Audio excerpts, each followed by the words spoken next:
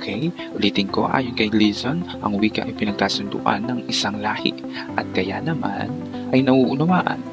Ito ang always look for the keyword. Okay? Ang keyword dito, pinagkakasunduan ng isang lahi. Kaya naman, naunawaan ng lahat ng kasapi ng lahi. Okay, pag sinabi natin masistema, anong ibig sabihin? Sige nga, ano ang ibig sabihin?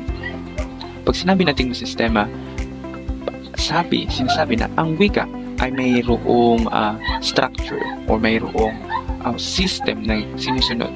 Okay? Pag sinabi naman natin dinamiko, dynamic, nagbabago ang wika. Katulad ng gay language.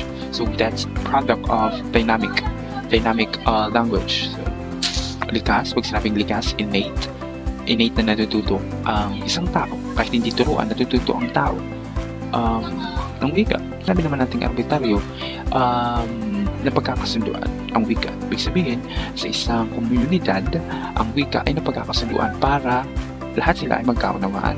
Okay? So yan ang number 5. Letter D. Ito ang sabi ni Gleason. Ayon kay Henry Gleason, ang wika ay masistemang balangkas na sinasalitang tunog na pinili at isinaayos sa parang arbitraryo upang magamit ng mga taong kabilang sa iisang kultura. So, yan ang sabi ni Henry Gleason. So, that's it. Okay, ulitin nga natin struktura ng salita, morpolohiya. Pag sinabi naman natin ortografiya, spelling. Kapag sinabi naman natin semantika, kahulugan. Okay? Punta tayo sa pangusap na walang paksa. Ano ang ating mnemonics? Sa puti mo, X mo pa kape. Sa bitla, formulasyon, temporal, muling pagtatanong, existential, modal, panagot, kapandiwa, and phenomenal. So, yun. Pag sinabi naman nating